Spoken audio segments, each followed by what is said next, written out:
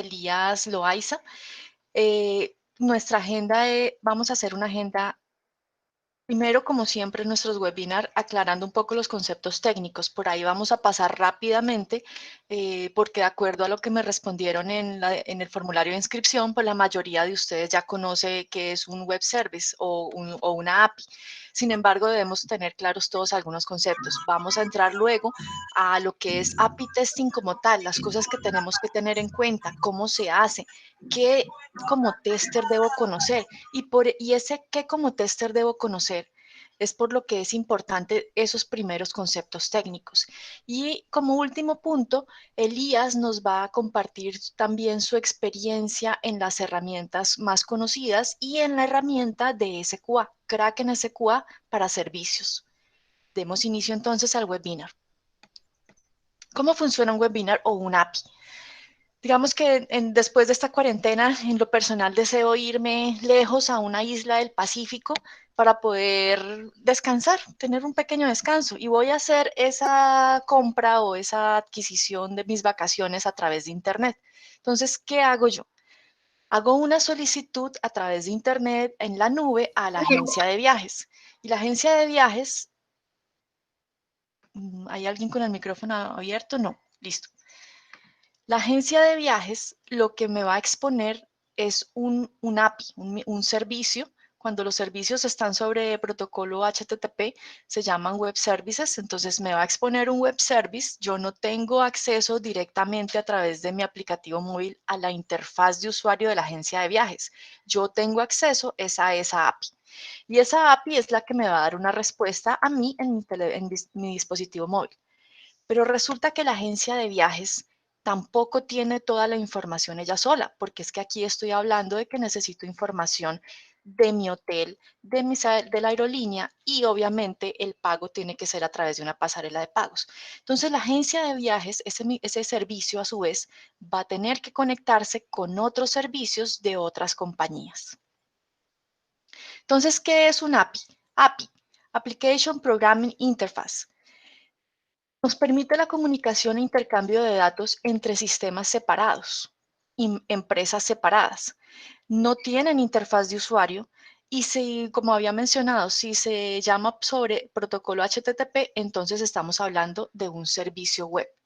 Y un servicio web es un tipo de...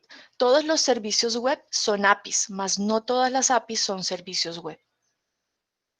Entonces, ¿qué tipos de APIs hay? Yo puedo tener APIs locales y APIs remotas. Dentro de las remotas estamos hablando de los servicios web. Y aquí hay dos que son muy conocidos y muy trabajados, pues, en general. Uno que es SOAP, otro que es REST. Y hay recientemente, entre comillas reciente, porque en realidad es del año 2012, GraphQL. SOAP es soportado, digamos que fue avalado por el W3C, ese es digamos que la agencia o el consorcio que avala las cosas de www. Tiene una especificación formal en XML, ahorita lo vamos a ver. REST, digamos que es un poco no tan estricto, no tan formal, pero nos ayuda con algunas cosas. Y GraphQL es un lenguaje de consulta de datos que fue creado en 2012 por Facebook. Resulta que Facebook se dio cuenta de que ni SOAP ni REST le ayudaban con temas de, por ejemplo, rendimientos. Todos sabemos la cantidad de información y de datos que deben estar consumiéndose en Facebook. Entonces, ellos originaron y crearon este GraphQL. Es una alternativa a las APIs tradicionales, a las APIs basadas en el modelo REST, y la idea es que el cliente, ya sea a través de una aplicación web o a través de su dispositivo móvil, acceda a los datos que realmente necesita usar. ¿Eso cómo así? Claro, resulta que en REST nosotros necesitamos nuestro endpoint, que es la URL a través de la cual yo consumo ese servicio web. Ese endpoint, hay varios endpoints. Entonces, si yo quiero acceder a usuarios, hay un endpoint. Si quiero acceder a profesores, hay otro endpoint. Si quiero acceder a cursos, otro endpoint. Con GraphQL, no. Con GraphQL, de hecho, es el cliente el que está manejando la petición, ya no es el servidor. GraphQL se los dejo para que lo revisen y lo lean. Hay buenos videos en internet al respecto. De hecho, hay el de un peruano que se llama John Ospina, si mal no estoy, me pareció muy bien y él tiene un curso para los que quieran pues aprender.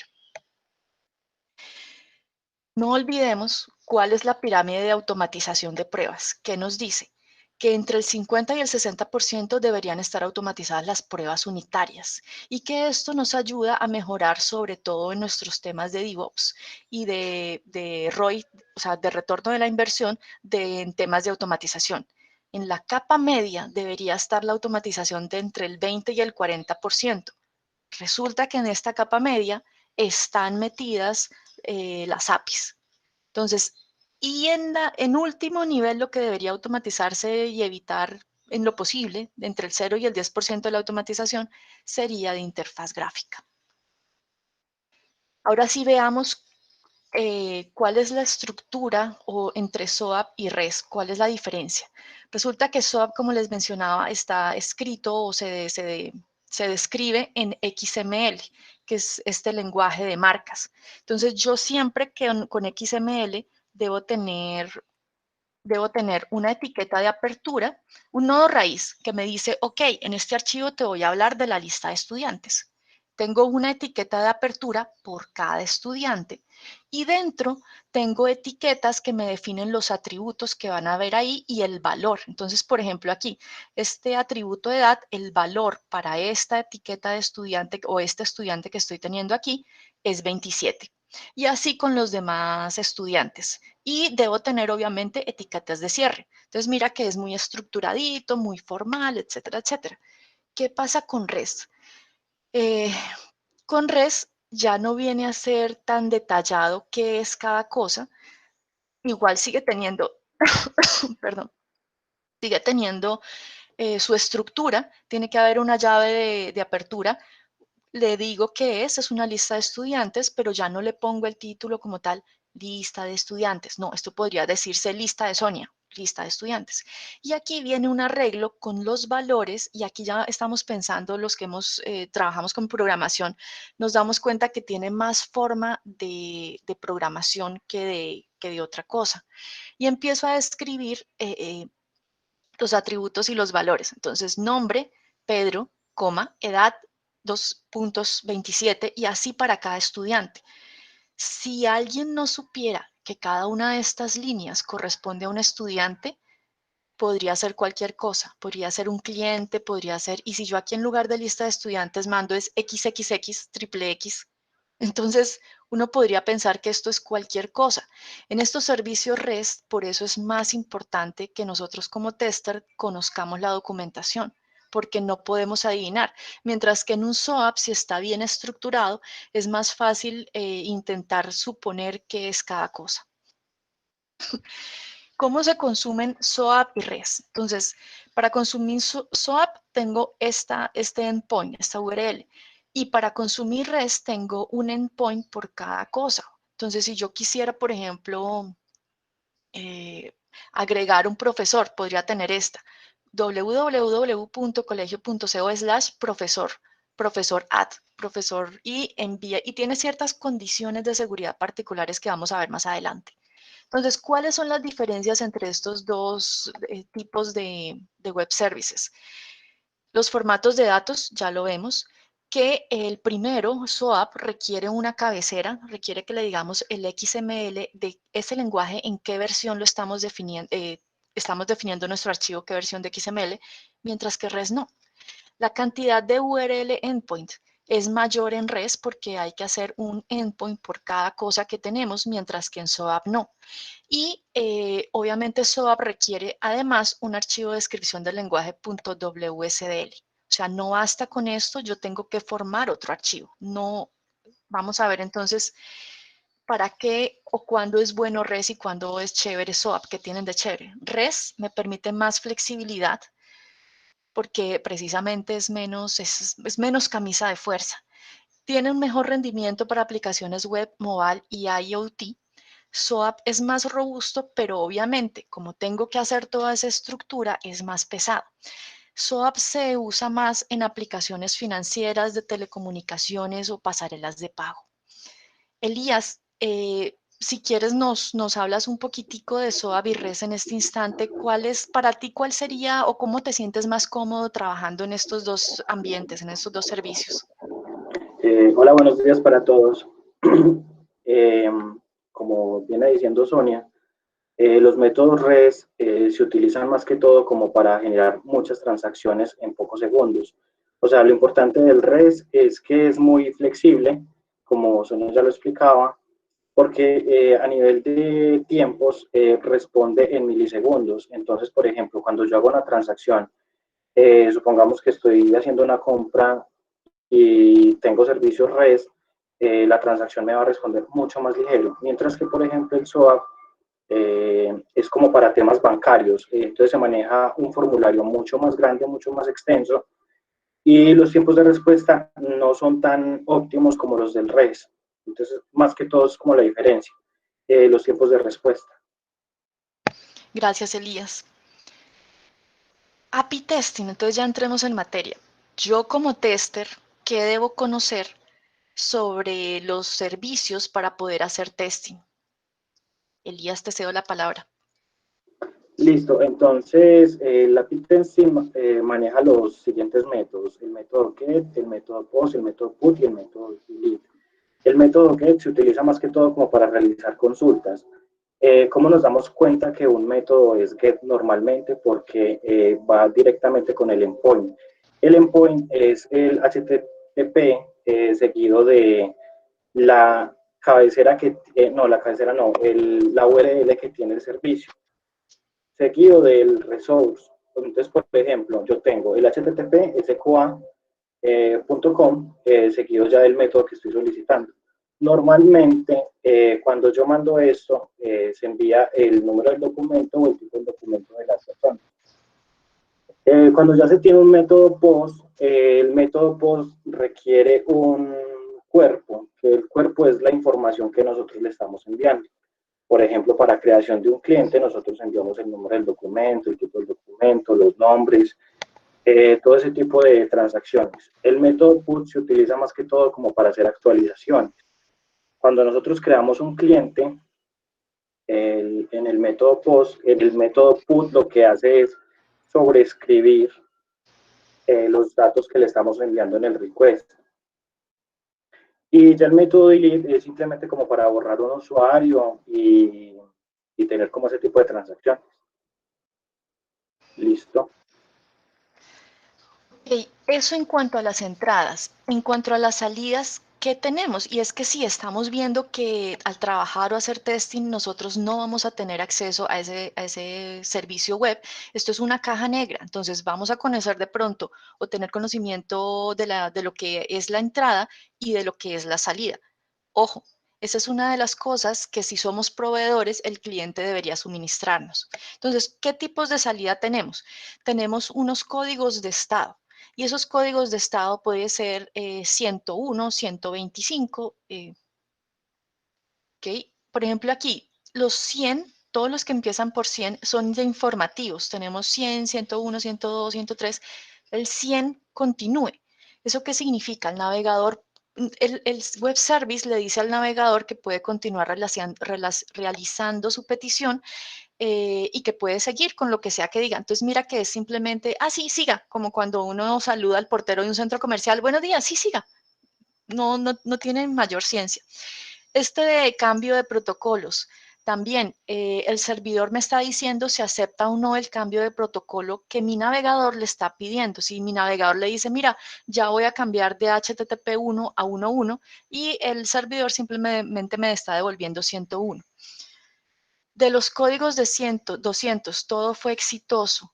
Ok, creado. Elías, explícanos un poquito de este no content. Normalmente, cuando se manejan los servicios exitosos, normalmente las empresas mandan el 200, que es como un OK. Sin embargo, en algunas peticiones se manda el no content, es porque no tiene un mensaje de información, simplemente se manda el 204 y lo que significa es que también ha pasado el proceso, pero no tiene un mensaje de respuesta. Por ejemplo, el 200 puede decir, por ejemplo, para el caso de creación, que el cliente ha sido creado exitosamente. En cambio, el 204 no tiene ningún mensaje. Ok. Y de los 300 que son redirecciones, pues esas no, sí no tienen mayor ciencia. Los 400 solicitudes inválidas, que estas son los que por lo general cuando hacemos no solamente como testers el camino feliz, sino que tenemos que entrar a detallar también los casos de prueba negativos, estos 400 nos interesan mucho. Cuéntanos de estos, Elías. Por ejemplo, en el 400 lo que dice es que hay un error dentro del cuerpo que estamos enviando. Entonces, por ejemplo, puede ser para un GET, mandar, por ejemplo, un número de cédula de pronto con un asterisco o algún dato que no corresponda. Y ya en método POST es porque estamos enviando dentro del body algún error. Puede ser que falte una coma o se está mandando mala estructura. Para los 401 es más que todo como temas, por ejemplo, de certificados o que, por ejemplo, estamos generando un token que no corresponde o el token no es el real. Para el 402 es que solicita, por ejemplo, la petición, puede ser de un tercero, que solicita, por ejemplo, para una transacción, no te está enviando el proveedor un método correcto, entonces te sale ese mensaje. Este Ya para los este me lo podría enviar, por ejemplo, una pasarela de pagos, el de mi ejemplo de la agencia de viajes, cuando me conecto al web service de la pasarela de pagos, él me devuelve un código y así el web service de la agencia de viajes dice no se pudo realizar el pago.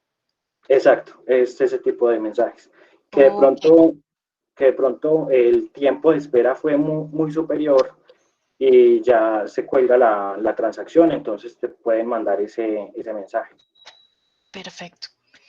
Y los 500 que son errores de servidor, pues que estos sí, los que hemos trabajado HTML o páginas web o sitios web los conocemos como el típico 500, Internal Server Error. Listo. API testing. Lo primero que tendríamos que saber o que, y suena básico, suena un segundo, suena muy obvio, es entender cómo funciona la API. Para eso necesitaríamos estudiar la documentación del servicio. Y es que, como les mencionaba y ustedes han visto antes, es importante que nos entreguen la documentación porque nosotros no podemos estar suponiendo todas, si no conocemos los códigos de error o las respuestas o los endpoints que el implementador de la pasarela de pagos hizo, ¿cómo voy a poder yo hacer pruebas de la agencia de viajes a la pasarela de pagos? No puedo, necesito una documentación. Entonces, esto es de las cosas importantes al hacer testing sobre servicios, sobre APIs. ¿Qué debería yo conocer? Los endpoints, la URL del servicio, el método, los encabezados y estructura del request, los atributos a parametrizar, encabezado, estructura y atributos a validar de la respuesta, los códigos de estatus que me retorna y el mensaje que acompaña al estatus. ¿Será todo lo que necesitamos para poder probar APIs? Los que han probado APIs, la mitad de los que se asisten a este webinar que han probado APIs, piensen qué más necesitarían entender del funcionamiento de la API. Yo les voy a dar una ayuda. Necesitamos entender cómo es la paginación. ¿Cómo así, Sonia? Sí. Es importante saber, la API devuelve una lista, su tamaño, cómo se controlan los resultados, hay alguna restricción en cuanto a consumo de los móviles o tablets de esa API. Ok. Autenticación. También necesitamos saber cómo se autentica, si hay varias autenticaciones de la misma máquina, por cuánto tiempo es válida la autenticación, y eso es importante por lo que nos decía ahorita Elías. Si de la agencia de viajes yo mando una solicitud y por alguna razón, digamos que la de la agencia de viajes es un servicio SOAP, que tiene todo el formalismo y la estructura XML y lo manda a la pasarela de pagos y la pasarela de pagos solo me permite o me da espera de un milisegundo, esto se me va a caer y la autenticación pues va a ser fallida de alguna forma.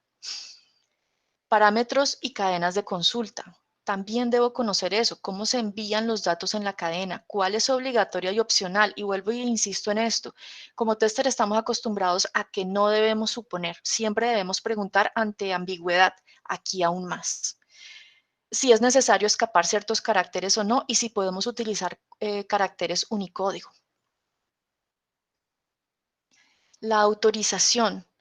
¿Cómo se limita ese acceso? ¿Cómo puedo obtener acceso privilegiado? ¿Cuántos niveles hay? ¿Cómo se hace para cumplir la automatización a nivel de sistema? Todas estas preguntas como tester deberíamos estarnos haciéndolas cuando estamos entendiendo esa API. Su comportamiento, cómo funciona, cuál es el comportamiento esperado, cómo fue diseñada que funcionara, entender si la prueba es para XML o JSON o ambos, y si está o no presente la cabecera. El control de errores. Se registran los errores, todo el sistema o una parte está disponible, cómo afectaría, cómo se manejan las entradas o los parámetros equivocados o faltantes, cosas que debemos tener en cuenta como testers. ¿Cuál es lo segundo? Después de haber entendido cómo funciona la API, definir el alcance de las pruebas. Y en eso tenemos que entrar a profundizar un poquito en cuáles son los tipos de APIs tipos de pruebas de APIs que existen. Elías, cuéntanos un poquito. Por ejemplo, para las pruebas unitarias se utilizan como para probar funcionalidades de la operación individual. Entonces voy a solicitar, por ejemplo, un ejemplo. Google proporciona una API de geocodificación y se obtiene la longitud y la latitud de cualquier ubicación, ¿cierto? Entonces, esto generalmente toma la dirección como entrada y devuelve un parámetro. Las pruebas unitarias en una API se pueden pasar para la ubicación y verificar, por ejemplo, las diferentes ubicaciones y validar el resultado. ¿Esto en cristiano qué significa? Que yo tengo un servicio que me manda, por ejemplo, unas coordenadas. Entonces yo necesito solo validar cuál es la coordenada que me está enviando y me da una salida específica. Entonces esto es como la prueba unitaria, o sea, es solo validar como un resultado de un servicio, validando de que sea correcto. Entonces, para una prueba funcional se centran principalmente en la funcionalidad de la API.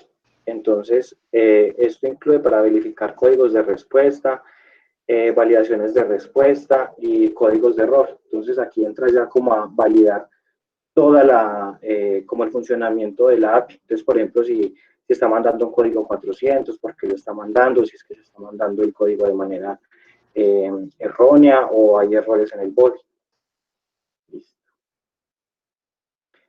Las pruebas de desempeño de carga son tipos de pruebas que se necesitan con grandes datos de cargas, entonces baterías de datos, por ejemplo. Se envía, por ejemplo, quiero estresar de alguna manera una prueba, un servicio, entonces le puedo mandar, por ejemplo, 400 concurrentes en definido número de tiempo. Las pruebas de seguridad simplemente es como para validar de que la API por lo menos sí reciba, por ejemplo, los certificados bien, de que el token sí me está generando la respuesta correcta, de que los usuarios tengan, por ejemplo, un mínimo de seguridad al ingresar, por ejemplo, los datos como la clave o datos sensibles. Las pruebas de inyección, esto pues son vulnerabilidades que se encuentran con fuentes externas, que ya sería SQL injection. Entonces, por ejemplo, hablando un poco de las APIs, es muy bueno validar, por ejemplo, ciertos caracteres especiales, que son como, por ejemplo, el porcentaje, el pesos, el asterisco, que sirven en algunas veces para concatenar datos. Entonces, por ejemplo, si yo quiero hacer un select from, yo puedo mandar, cambio por ejemplo el número del documento de un usuario y puedo mandar por ejemplo una SQL injection, intentando simular como un select asterisco from Sí. concatenando los datos para poder que me genere una respuesta. Y la interporalidad es para probar que la API es accesible para todas las aplicaciones donde va a estar. Esto lo que significa es que si yo, por ejemplo, le voy a entregar a un cliente, yo como proveedor de mi API, yo tengo que garantizar de que él también me está escuchando y me está recibiendo los datos de manera correcta. Y ya el tema de automatización es cuando nosotros ya generamos y tengamos los casos de prueba exitosos, se automatizan pues como los casos más complejos o ya los que requiere el cliente como tal. Hay algo en cuanto a pruebas de seguridad que debemos tener presentes para web services. Daría para todo un webinar completo, lo vamos a tocar nada más a nivel de información de cultura general. OWASP. OWASP traduce Open Web Application Security Project. Esa es una organización sin ánimo de lucro. En internet la pueden encontrar en owasp.org. Ella tiene diferentes proyectos de seguridad y aquí vamos a exponer el top 10 de OWASP para los riesgos de seguridad en APIs. Esto es con la versión 2019. El primero, autorización de nivel de objeto vulnerable. Las APIs tienden a exponer endpoints que manejan identificadores de objeto y así crean un problema de control de acceso y ampliando la superficie de ataque. El segundo en el top 10 es la autenticación de usuario vulnerable, porque a menudo los mecanismos de autenticación se implementan incorrectamente y permiten a los atacantes comprometer los tokens de autenticación. El tercero es, bueno, esto traduce como excesiva exposición de los datos. Al esperar implementaciones genéricas, los desarrolladores tienden a exponer todas las propiedades de los objetos sin tener en cuenta su sensibilidad individual. Y aquí hay algo interesante con el tipo de servicio GraphQL, el lenguaje. Resulta que ya quien es responsable de lo que se solicita en el request, a diferencia de REST, en REST lo que se envía de respuesta o el control del request, mejor dicho, que se solicita en el request, queda a cargo del servidor, del backend. Pero en GraphQL esto viene desde el lado del cliente, porque es desde el cliente que se forma esa consulta y que le dice al backend, mira, necesito son estos datos. Eso es algo bien interesante y pues un cambio como de paradigma de lo que se venía trabajando en cuanto a APIs. El cuarto, fallas en la restricción y limitación de recursos. 5, autorización vulnerable a nivel de función.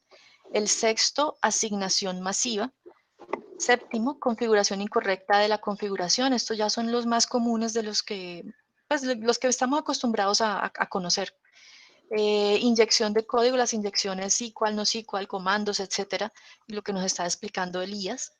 El noveno son la gestión de activos inapropiada. Y el décimo, lo que siempre nos dicen a los que trabajan en desarrollo, siempre nos dicen insuficiencia de logueo y monitoreo. Si quieren profundizar, como les digo, es un tema bastante extenso, pueden ir a owasp.org y buscar Testing Web Services Security. Sonia, yo te Señor. voy a complementar algo. Sí. Con OWASP, para todos los que están aquí presentes, es una herramienta que es muy fácil de utilizar. O sea, cuando OWASP salió era muy a pedal. Yo tenía que mandar, por ejemplo, muchas sentencias, tenía que estructurar muchas cosas. Ya en este momento tiene módulos que prácticamente hacen el 80% de la prueba. Lo que habría que mirar y de pronto analizar un poco ya es como el tema de resultados, porque los resultados sí tocaría de pronto empezar a mirar si de pronto es un error de la API o puede ser de pronto ya un error de la FAP. También OWASP en este momento tiene solo como para probar el tema de los servicios. Entonces esta herramienta ha crecido mucho en los últimos años. También hay que aclarar, se me olvidó decirles, es una organización sin ánimo de lucro. Entonces, los proyectos que encuentran aquí son abiertos. Si quieren colaborar con ellos y les apasiona el tema de la seguridad, incluso podrían volverse colaboradores o crear incluso capítulos Colombia, que sería muy chévere. API testing, volvamos entonces. El 1, 2, 3. Entender cómo funciona la API. 2. Definir el alcance de las pruebas. 3. Validar el API de forma manual, porque obviamente siempre debemos asegurarnos que funcione manual antes de automatizar. Y cuarto, ahí sí automatizar y validar la respuesta ante la estructura que enviamos. ¿Esto qué nos permite?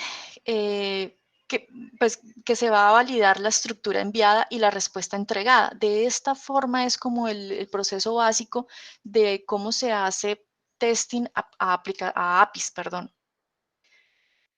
Elías, cuéntanos un poquito del mundo de las herramientas y tu experiencia personal con ellas. ¿Qué te gusta, qué te disgusta, qué te parece chévere, lo bonito, lo malo y lo feo?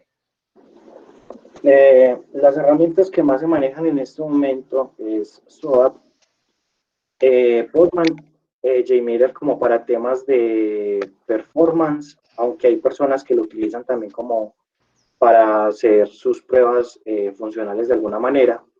Y ya pues el tema de Kraken, que también se maneja ya con Java, que son como para hacer las automatizaciones ya pues que el cliente solicita.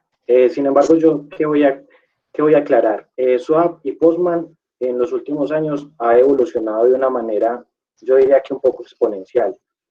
Por ejemplo, Swap, cuando empezó, pues como tú has dicho, solo se manejaban proyectos de XML.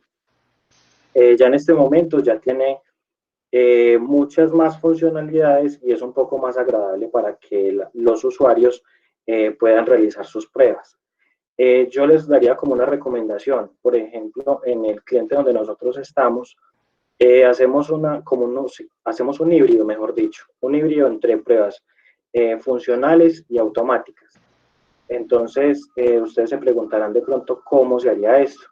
Entonces la idea es que yo más o menos les voy a dar como un abrebocas de cómo realizar esto, porque para un cliente es mucho más llamativo que yo le diga que estoy haciendo pruebas funcionales y a su vez las estoy automatizando. Esto ahorra muchísimo tiempo, por ejemplo, en el tema de las regresiones.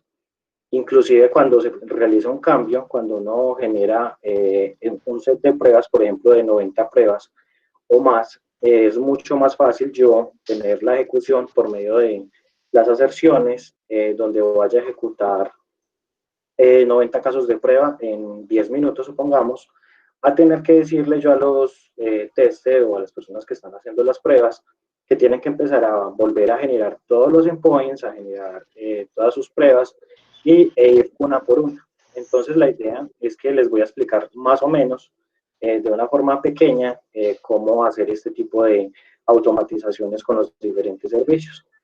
Entonces empecemos con SOAP. Para SOAP te da las dos opciones, de generar un proyecto REST o generar un proyecto SOAP, que es el XML. En este caso voy a utilizar un proyecto REST. Entonces se crea el proyecto pegando el endpoint. Listo. Cuando nosotros tenemos ya generado el REST, normalmente nosotros lo que hacemos es pegar el endpoint. Yo aquí, pues, por varias razones, he escondido el endpoint, que es el del cliente. Entonces yo puse sqaservicios.com. Entonces, este es el endpoint que nosotros estamos enviando. Pero lo que nosotros normalmente hacemos, como mostramos en la página anterior, era pegar toda la información que nos manda el cliente. Entonces, ¿yo qué sugiero? Pegar primero el endpoint, luego se llama en este método, porque es un método raíz que se contiene todos los servicios, se generan hijos. Los hijos son como los diferentes servicios que vamos a probar. Por ejemplo, para este caso tenemos cuenta, tenemos una consulta. Entonces, cuando nosotros hacemos este tipo de estructura, nosotros tenemos el mismo endpoint que es SQA Service. Para este caso sería prueba, porque todos tienen dentro del resource prueba, y ya lo que cambia es cuenta token, por ejemplo, para el segundo que dice account, se llama prueba account, y para el tercero se llama prueba account, y ya tiene el número del documento y el tipo del documento. Entonces, esta es una forma correcta de crear los endpoints. ¿Por qué? Porque hace mucho tiempo lo que hacía la mayoría de las personas era que creaba un endpoint para un caso de prueba. Entonces, al momento de hacer una reestructuración, la persona tenía que cambiar n endpoints. En cambio, con esta forma, yo simplemente cambio un endpoint y automáticamente estoy cambiando todos mis casos de prueba. Listo. Entonces, después de tener el endpoint, yo simplemente le doy adicionar un test case. Un test case es como la batería de los datos que yo voy a probar. Entonces, para este caso, yo le puse el nombre de pruebas. Ahí empiezo yo a crear los diferentes casos de prueba, que por ejemplo para este caso se va a llamar validación. Entonces, en resumidas, primero creo el módulo donde voy a crear los diferentes casos de prueba que se llama, para este caso se llaman pruebas. Esa prueba se va a llamar Smokes y dentro de Smoke va el servicio que voy a probar, que se llama validación.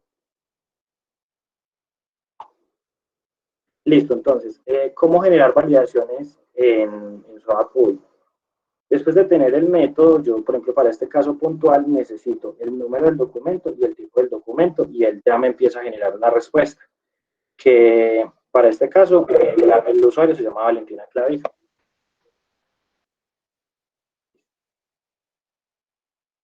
Entonces, cuando uno ya tiene esa respuesta, para que la prueba quede de manera automática, SOAP te da diferentes formas de hacer una validación de que los datos que yo estoy trayendo en el response sean los correctos. Entonces, las diferentes formas de hacer las validaciones es por constraints, que lo que hace es que yo tomo la expresión irregular y empiezo a tomar los datos que estoy trayendo en el response. El JSON Path Con y el JSON Path Match lo que hace es que es una funcionalidad del SOAP donde él me trae los datos que yo le estoy enviando por parámetros. Yo le digo cuáles son los datos que yo necesito y él me los trae. El script assertion es una forma de llamar el mismo request, pero con Java GUI. Y ya SOAP tiene esta herramienta que es validación HTTP, que son los estados que me trae, que era lo que estaba explicando Sonia, que cuando la respuesta sea correcta me trae un 200, o si la respuesta es diferente me trae, por ejemplo, un 400, o si ya es por servicio, un 404, por ejemplo. Listo. Entonces, voy a empezar con el content. El content, lo que hago es que yo le estoy mandando dentro de la respuesta el número del documento. Esta es la respuesta que me trae el servicio.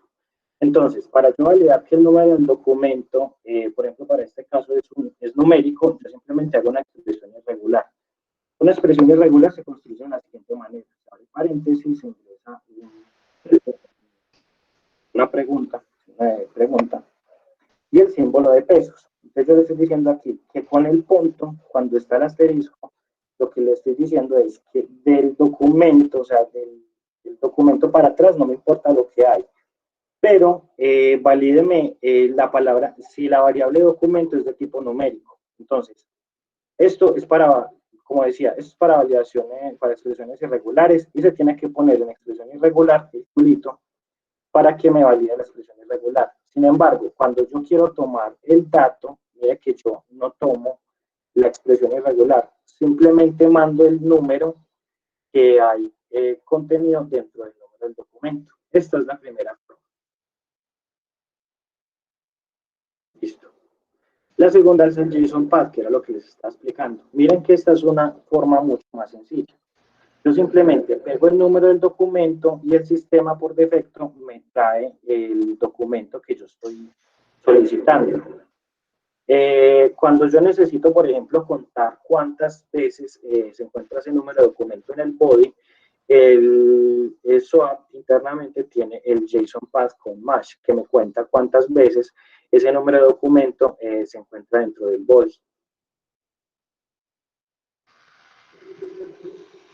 Y el script, la sesión, esto es Java GUI. Simplemente se importa la librería de Java, se define el test step, que es donde yo le estoy diciendo dónde me encuentro parado para que reconozca el caso que se llama validar.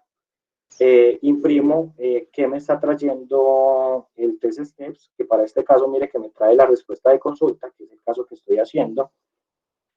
Y defino una variable que sea JSON tipo response, que lo que hace es que me trae la respuesta que yo estoy solicitando. Yo para este caso imprimo la respuesta para ver que sí me está trayendo todos los datos que estoy solicitando. y hago una aserción de tipo JSON, donde estoy parametrizando que el número de documento me contenga ese tipo me contenga el documento tipo 403391. Entonces es como una forma de enlazar esa respuesta y que sea de tipo correcto. Entonces, ya con eso, o sea, con las diapositivas anteriores es la forma de capturar los datos. Ya en este momento les voy a explicar cómo capturar datos, por ejemplo, de la respuesta. Para este caso tomé que, por ejemplo, para el cliente nosotros necesitamos generar un token. Entonces, cuando uno va a empezar a realizar estas pruebas de manera automática, yo necesito a veces la información, por ejemplo, de esta pestaña, que sería el token, me la contenga para poder generar otro tipo de servicios. Entonces, aquí les voy a explicar más o menos cómo. Listo. La forma de, pues hasta el momento yo solo conozco dos formas de generar el tipo de servicios. Sonia, me le das atrás, por favor. Creo que se te fue. Otra vez atrás. ¿Ya ahí? No, otra atrás. Otra más. Eso ahí. La primera forma de capturar, por ejemplo, un dato es con Groovy, que también es por el script. Es lo mismo, se define el steps, donde yo le estoy diciendo dónde me encuentro, en qué caso estoy parado. Porque si yo no le mando este parámetro, el sistema no va a saber cuál es el servicio al cual se está apuntando. Entonces yo simplemente, ¿qué le digo? Es lo mismo de lo anterior, pero yo defino, por ejemplo, cuál variable necesito capturar. Entonces yo aquí le estoy diciendo que primero le quite las comillas, o sea, que me deje el dato suelto solo con la información que tiene. Lo segundo es que yo tengo que validar en el response en qué posición se encuentra. Entonces, para este caso se encuentra en la posición 3. Y luego yo lo que le estoy diciendo es que estoy mandando esta variable en el context test suite, ser property value, yo aquí lo estoy mandando que quede dentro de la propiedad global para que pueda ser utilizado. Y el content test set property value es para que quede dentro de la ejecución. Esto es como para que las variables puedan ser accedidas, puedan tener acceso dentro del siguiente caso de prueba para poder generar la respuesta. Entonces yo ya con este script lo que hago es que estoy sacando el token del caso, por ejemplo, de validación y lo estoy mandando en el caso de consulta de un usuario, por ejemplo. Listo. Entonces, ¿cómo hago el llamado de la captura que yo hice en el caso de prueba? Simplemente se manda la petición y aquí con esta variable que empieza por pesos, le estoy mandando el parámetro que he realizado. Entonces ya aquí ya me está generando la respuesta que yo solicité.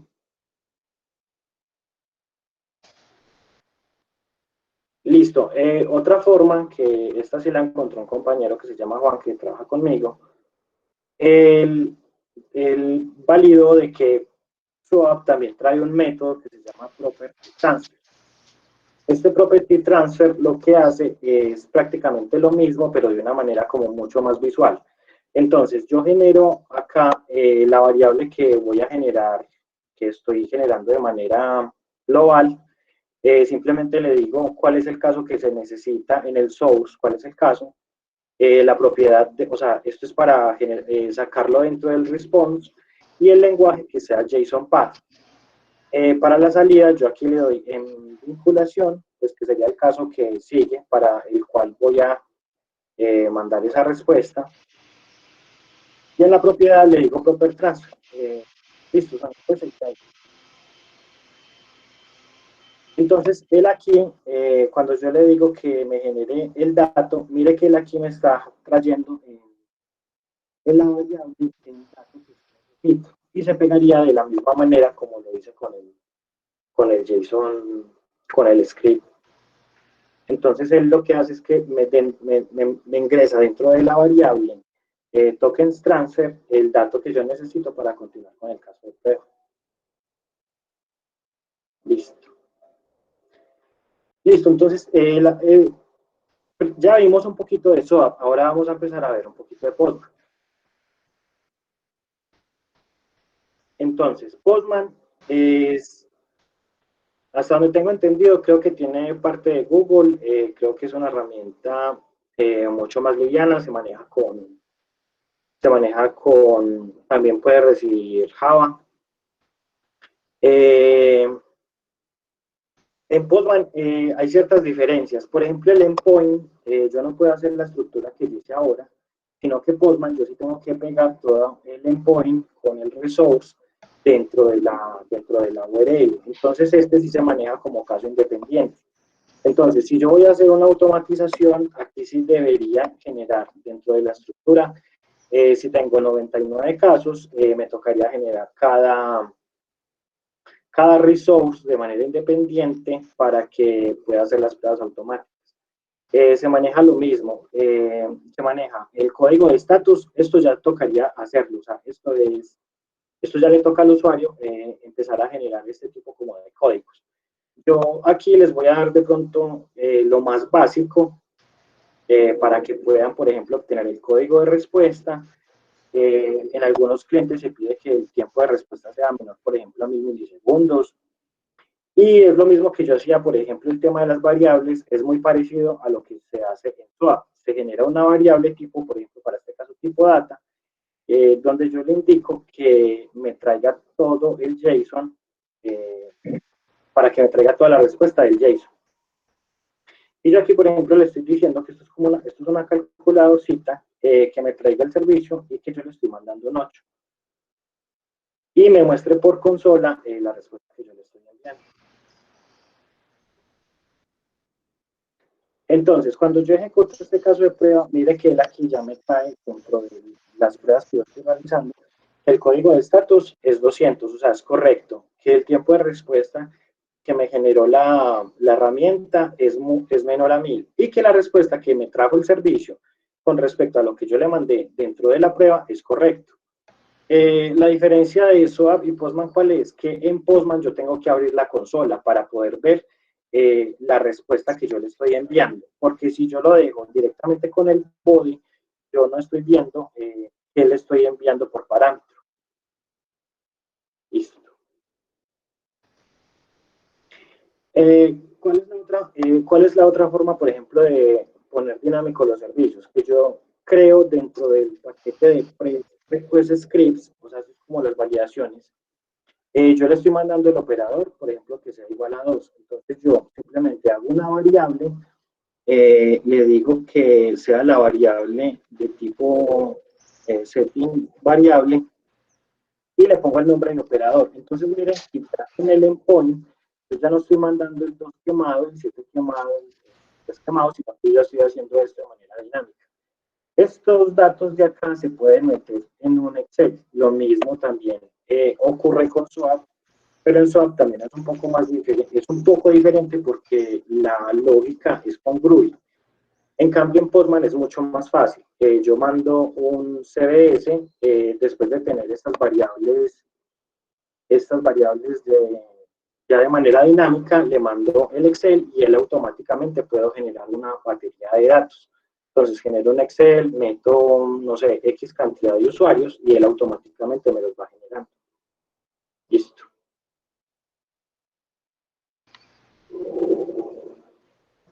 Para la captura de datos, es el mismo ejemplo que tenía, por ejemplo, en SWAP, que es cuando yo solicito un dato dentro de alguna respuesta, puede ser de este caso o del anterior. Lo que cambia es la variable, por ejemplo, yo aquí voy a tomar el 8. Entonces le digo, en la variable respuesta suma, veo la variable respuesta suma y le digo que es de tipo data. Yo ahí le estoy diciendo que en postman.set global variable, o sea, que me convierte esa variable de tipo global, para que yo pueda ejecutarla desde otro servicio. Listo. Entonces, mira, yo te estoy diciendo aquí que yo tomé la variable de la respuesta 8 y la estoy convirtiendo en manera global. Hay una pestañita donde yo tengo las variables globales y ya todo el Postman me reconoce que tiene un 8. Entonces miren que de pronto por Postman hay ciertas cosas que son mucho más fáciles. Sin embargo, SOAP te da más, digamos de alguna manera, te da más opciones para llegar como al mismo resultado. Listo. La otra herramienta, pues voy a hacer como, les voy a explicar muy levemente lo que es JMeter, porque JMeter es como más que todo como para pruebas de tipo performance. Entonces yo aquí les voy a mostrar, por ejemplo en JMeter se puede trabajar una petición HTML, que es por ejemplo la del banco, se manda simplemente el volumen con los parámetros. Cabe aclarar que miren que ya aquí estoy mandando el porcentaje número, ya la estoy volviendo dinámica y la misma historia. Cargo un CDS, un Excel, y le mando los parámetros que yo necesito. Ya en la siguiente diapositiva muestro muestro un body de tipo REST. Por ejemplo, para este caso, aquí necesito, por ejemplo, variabilizar el parámetro, por ejemplo, de Transaction ID, que si yo mando el mismo transaction, el sistema no me va a reconocer y me puede generar un error, porque me va a decir que es la misma transacción. Entonces, JMeter tiene unas variables que son como globales, por decirlo de alguna manera, y te traen datos para que queden dinámicos, o sea, como un random. O también, JMeter también permite la construcción de variables por medio de Java. Estas pruebas, más que todo, se utilizan para pruebas performance, para reventar el sistema, o sea, mandar, por ejemplo, 500 peticiones en 15 segundos. Entonces son datos, es un volumen de datos muy alto para validar de que el servicio sí pueda tener una buena respuesta ante el estrés. Como anécdota, yo quiero contar que yo estuve en un cliente que manejaba, por ejemplo, el tema de fidelizaciones, y en una feria de las flores sacaron unos bonos. La empresa nunca pensó que esos bonos iban a tener tanto impacto. Y la cosa fue que ellos no quisieron hacer pruebas performance porque contaban que iban a entrar, por ejemplo, 1000 personas. Y se llevaron la sorpresa de que entraron como 14.000 personas en muy poco tiempo. O sea, fue algo que ni el gerente ni nadie se lo esperaba. ¿Qué pasó? Que tumbaron el servicio y estuvimos fuera de producción más o menos por casi una hora, que eso pues hablando en términos generales, eso es catastrófico, porque una hora es demasiado tiempo. Ahí es donde los clientes se dan cuenta pues de la importancia, o nosotros mismos si somos somos parte del área de QA del cliente, de la empresa, de la importancia realmente que tienen las pruebas de rendimiento que a veces se dejan por allí olvidadas o no se les presta la suficiente importancia que tienen. Ajá. Bueno, en SQA nosotros decidimos usar una herramienta de automatización propia, un framework, una herramienta, porque está potenciada y es que esa herramienta tiene métodos preestablecidos con acciones de automatización. Kraken SQA posee automatización para servicios y está incluida dentro de los servicios de SQA. Cuéntanos un poquito por qué te gusta Kraken SQA, Elías. El tema de Kraken o sea, se utiliza más que todo como para pruebas automatizadas, pero que tengan, por ejemplo, una complejidad pues un poco más alta a las pruebas funcionales que, por ejemplo, se pueden realizar. ¿Cuál es el objetivo? Por ejemplo, yo tengo un servicio que para redimir, él me tiene que mandar un token al correo electrónico. Entonces, por ejemplo, en Postman y en SOAP es mucho más complicado porque no tiene como la propiedad de inyectarle tanto Java como para que me abra el correo electrónico. Entonces ahí sí entrarían las pruebas en Kraken, porque él sí me va a abrir un correo electrónico y él sí me va a generar, por ejemplo, la captura del correo ese número me lo va a tomar y me lo va a enviar dentro de la petición que yo le estoy solicitando. Sin embargo, por el tema de los reportes, por el tema de entregarle ya al cliente los casos más delicados que el cliente solicita, sí se recomienda este tipo de pruebas automatizadas. SQA en este momento brinda el Kraken. El Kraken lo que hace es que le ayuda a los usuarios generar el código de una manera un poco más agradable. Entonces, Kraken funciona con Gradle, funciona con Cucumber. Para este caso, pues, se tiene la misma calculadora, se crea un feature. Listo.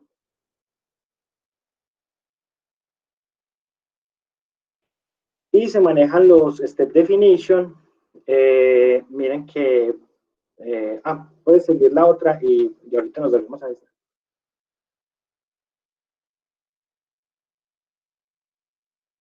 Isa, puedes pasar la siguiente. Ya, estoy en la última. Esa es la última, listo. Con Kraken, nosotros tenemos, por ejemplo, unos pasos definidos que nosotros, por ejemplo, llamamos a la librería y él ya trae, por ejemplo, el método REST, que es lo que nosotros tenemos acá. Yo, por ejemplo, le pongo, por ejemplo, para validar un servicio, le doy Kraken REST y él ya le digo que me compare el estatus. Entonces, dentro de la librería lo que tiene es que ya tiene almacenadas muchas funcionalidades que me dan, que le pueden dar el tiempo a la persona que esté haciendo la programación. Entonces, se maneja de una manera muy agradable, pero sí necesita la persona tener conocimientos de programación, de pronto un poquito de orientar a objetos. Porque si tiene que saber que, por ejemplo, si yo tengo esta clase, tengo que llamarla dentro de la otra para poder ejecutar este tipo de servicios. Pues ahora sí, la anterior.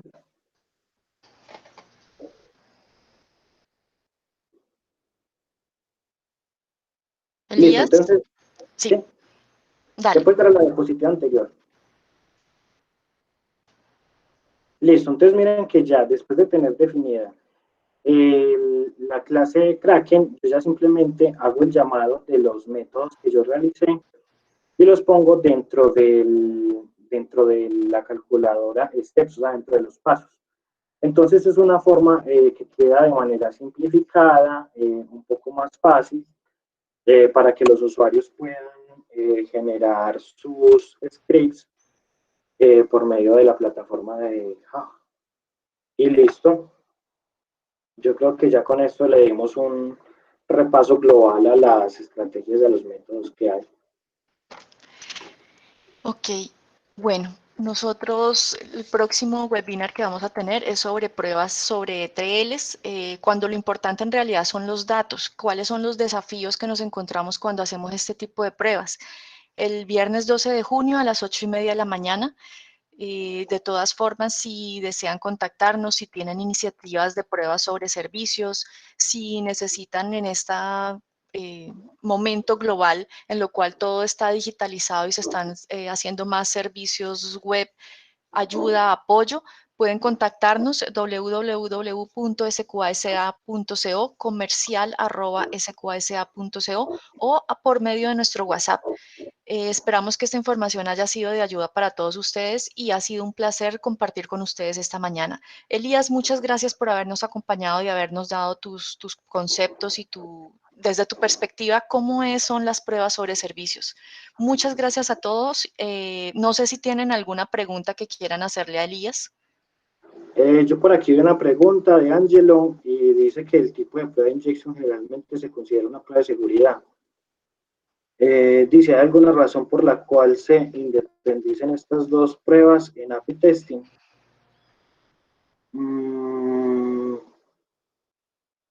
No, pueden ser casi lo mismo. O sea, una prueba de seguridad incluye normalmente las pruebas de SQL injection.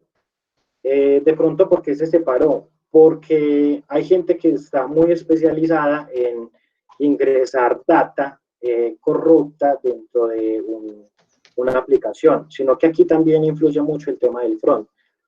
Si yo tengo un front de pronto mal construido o tiene falencias de seguridad, Las personas pueden acceder a información sensible que obviamente la API va a traer. Entonces, para esto es muy bueno tener como las recomendaciones. Primero, tener claves y documentación encriptada. Entonces, no es lo mismo yo mandar un password, por ejemplo, 1, 2, 3, 4, 5, de manera normal, donde yo como usuario puedo darle F12, validar qué datos me está mostrando, y yo ver que ese tipo de código está viajando sin ninguna encriptación. Entonces, en respuesta a lo que tú me estás preguntando, sí, sería como lo mismo, sino que, como te digo, hay gente que está como muy enfocada en ese SQL injection. ¿Qué otra pregunta por aquí vi? Vi que es que si para transacciones bancarias donde se requiere manejar gran cantidad de transacciones en menor tiempo, ¿no es mejor un WREST? Eso ya depende del tipo de corporación, pero normalmente lo que pasa es que los REST tienen que ser muy pequeñitos. Entonces, por ejemplo, yo no puedo mandar, por ejemplo, un formulario muy pesado porque se demoraría más en los tiempos de respuesta. Entonces pierde el sentido yo mandar, por ejemplo, para un banco un REST que tiene, no sé, pongamos algo absurdo, 37 datos que son sensibles, que son muy pesados, que tienen de pronto información, que vienen de pronto de otros REST. Entonces, para el banco es mucho más fácil manejarlo en un HTML. Entonces se utiliza más que todo como por eso. En cambio los REST es como para temas de transacciones, donde el usuario pues tiene como la información más corta, no tan voluble, no tiene tanto número de datos, entonces los tiempos de respuesta sí mejorarían. Pero creo que te respondí la pregunta. Bueno, creo que ya se nos está acabando el tiempo. Gracias a todos. De todas formas, para los que están interesados en las memorias de este evento, les recomiendo respondernos la encuesta de satisfacción del webinar. Allí a los que respondan la encuesta les estaremos enviando el link con las memorias. Muchas gracias, Elías, nuevamente, y gracias a todos. Feliz resto del día. Gracias. Gracias, buen día. Chao. Hasta luego. Gracias, hasta luego. Muchas gracias. Gracias, hasta luego. Gracias, hasta luego.